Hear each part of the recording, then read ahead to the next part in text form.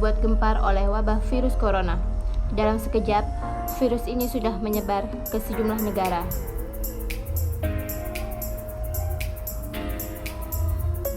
Ada 34.000 kasus, yang dimana 6.000 diantaranya dalam keadaan kritis, dan yang meninggal sudah 724 orang.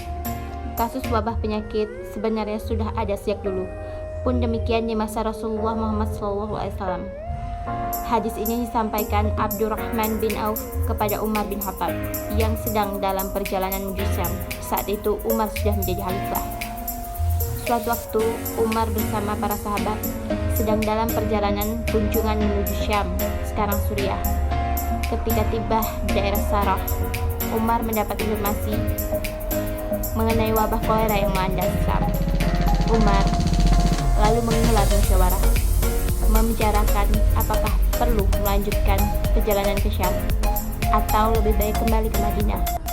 Sebagian sahabat Muhajirin memandang perjalanan ke Syam harus dilanjutkan karena Umar membawa tujuan tertentu.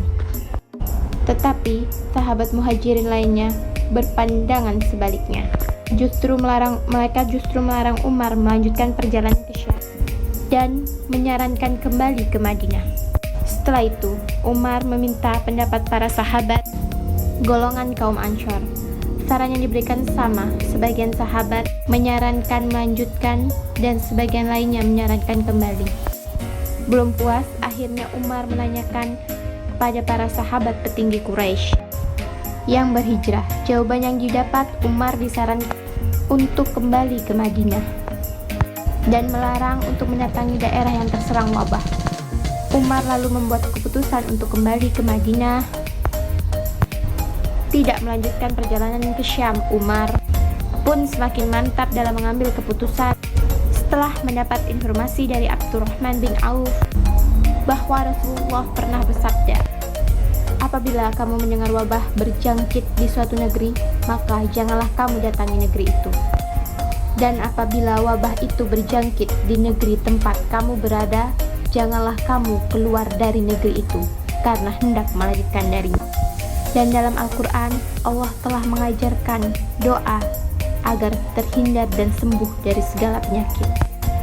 Surat Al-Anbiya ayat 83-84. Dan ingatlah kisah Ayub ketika ia menyeru Tuhannya, "Ya Tuhanku, sesungguhnya aku telah ditimpa penyakit dan Engkau adalah Tuhan yang Maha Penyayang di antara semua penyayang." Maka kami pun memperkenankan seruannya itu, lalu kami lenyapkan penyakit yang ada padanya dan kami kembalikan keluarganya kepadanya, dan kami lipat gandakan bilangan mereka sebagai suatu rahmat dari sisi kami dan untuk menjadi peringatan bagi semua yang menyembah Allah. Share doa ini ke teman-teman Anda supaya teman-teman Anda terhindar dari segala penyakit.